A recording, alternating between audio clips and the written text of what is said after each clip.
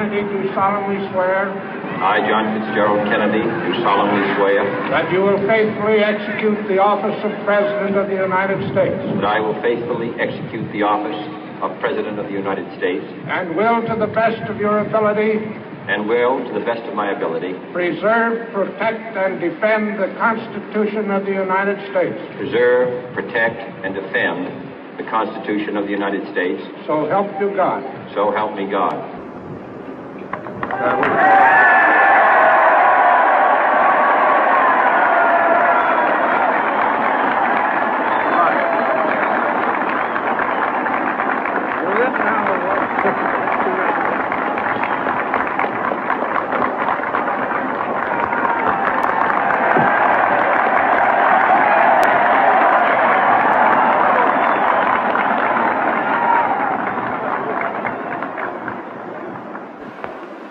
Vice President Johnson, Mr. Speaker, Mr. Chief Justice, President Eisenhower, Vice President Nixon, President Truman, Reverend clergy, fellow citizens.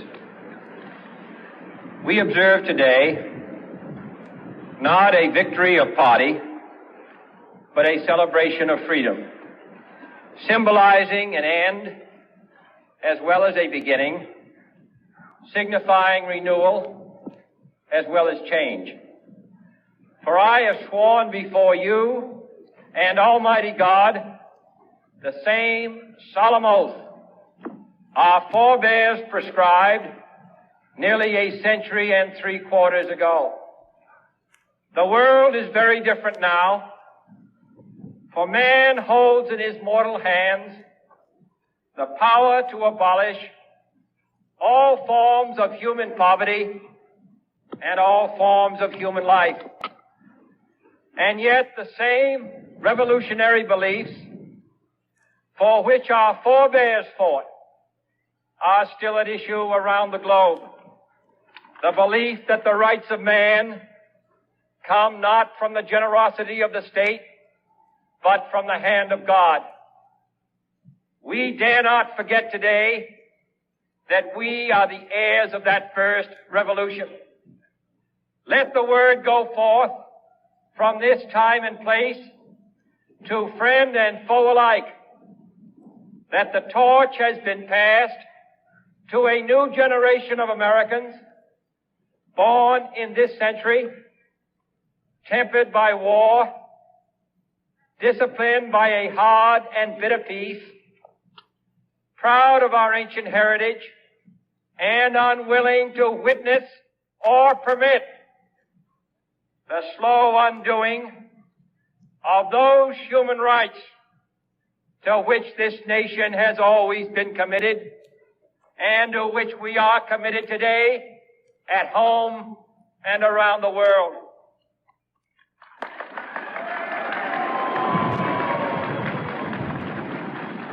Let every nation know, whether it wishes us well or ill, that we shall pay any price, bear any burden, meet any hardship, support any friend, oppose any foe to assure the survival and the success of liberty.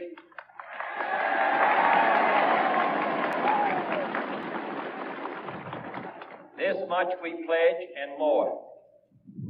To those old allies whose cultural and spiritual origins we share, we pledge the loyalty of faithful friends. United, there is little we cannot do in a host of cooperative ventures. Divided, there is little we can do, for we dare not meet a powerful challenge at odds and split asunder. To those new states whom we welcome to the ranks of the free, we pledge our word that one form of colonial control shall not have passed away, merely to be replaced by a far more iron tyranny. We shall not always expect to find them supporting our view, but we shall always hope to find them strongly supporting their own freedom, and to remember that in the past, those who foolishly sought power by riding the back of the tiger ended up inside.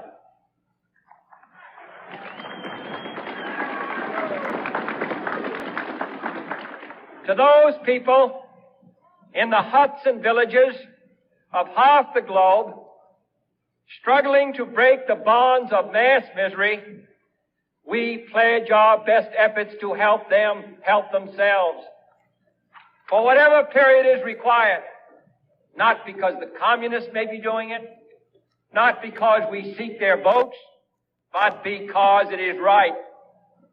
If a free society cannot help the many who are poor, it cannot save the few who are rich.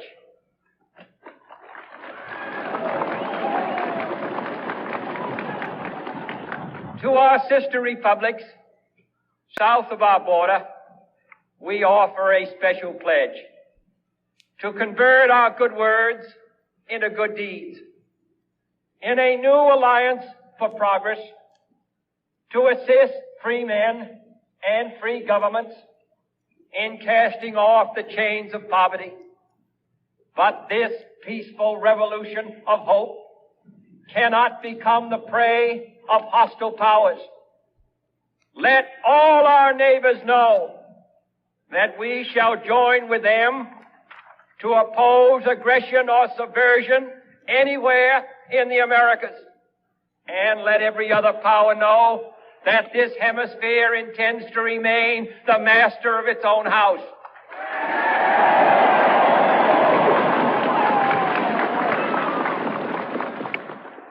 To that World Assembly of Sovereign States, the United Nations, our last best hope, in an age where the instruments of war have far outpaced the instruments of peace, we renew our pledge of support to prevent it from becoming merely a forum for invective, to strengthen its shield of the new and the weak, and to enlarge the area in which its writ may run. Finally, to those nations who would make themselves our adversary, we offer not a pledge, but a request that both sides begin anew the quest for peace. Before the dark powers of destruction, unleashed by science, engulf all humanity in planned or accidental self-destruction. We dare not tempt them with weakness, for only when our arms are sufficient beyond doubt can we be certain beyond doubt that they will never be employed. But neither can two great and powerful groups of nations take comfort from our present course, both sides overburdened by the cost of modern weapons, both rightly alarmed by the steady spread of the deadly atom, yet both racing to alter that uncertain balance of terror that stays the hand of mankind's final war. So let us begin anew, remembering on both sides that civility is not a sign of weakness, and sincerity is always subject to proof. Let us never negotiate out of fear, but let us never fear to negotiate.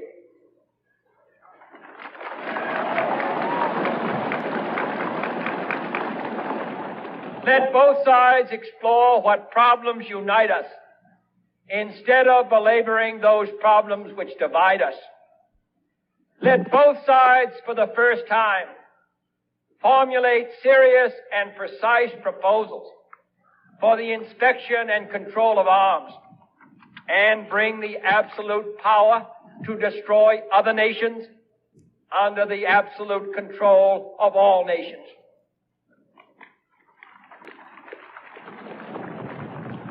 Let both sides seek to invoke the wonders of science instead of its terrors. Together, let us explore the stars, conquer the deserts, eradicate disease, tap the ocean depth, and encourage the arts and commerce. Let both sides unite to heed in all corners of the earth the command of Isaiah to undo the heavy burdens and let the oppressed go free. And if a beachhead of cooperation may push back the jungle of suspicion, let both sides join in creating a new endeavor, not a new balance of power, but a new world of law where the strong are just and the weak secure and the peace preserved. All this will not be finished in the first 100 days, nor will it be finished in the first 1,000 days, nor in the life of this administration, nor even perhaps in our lifetime on this planet. But let us begin.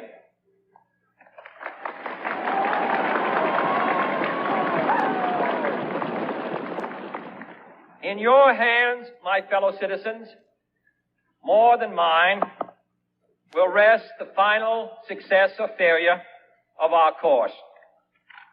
Since this country was founded, each generation of Americans has been summoned to give testimony to its national loyalty. The graves of young Americans who answered the call to service surround the globe. Now the trumpet summons us again, not as a call to bear arms, though arms we need, not as a call to battle, though in battle we are, but a call to bear the burden of a long twilight struggle, year in and year out, rejoicing in hope, patient in tribulation, a struggle against the common enemies of man, tyranny, poverty, disease, and war itself. Can we forge against these enemies a grand and global alliance, north and south, east and west, that can assure a more fruitful life for all mankind? Will you join in that historic effort?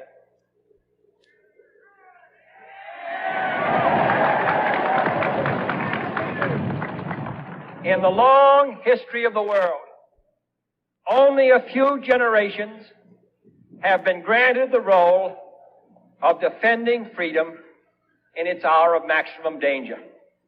I do not shrink from this responsibility. I welcome it.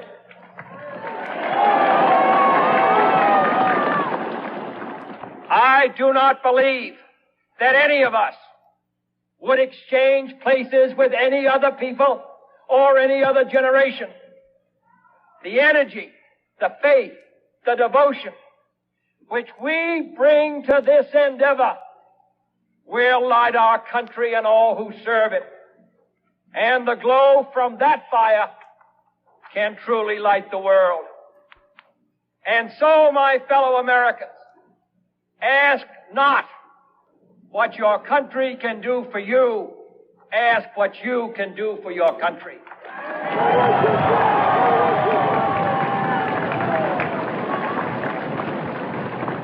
My fellow citizens of the world, ask not what America will do for you, but what together we can do for the freedom of man.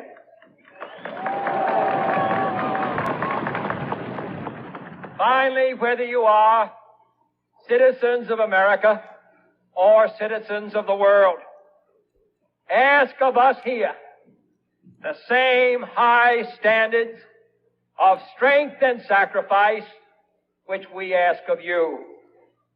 With a good conscience, our only sure reward, with history the final judge of our deeds, let us go forth to lead the land we love, asking His blessing and His help, but knowing that here on earth, God's work must truly be our own.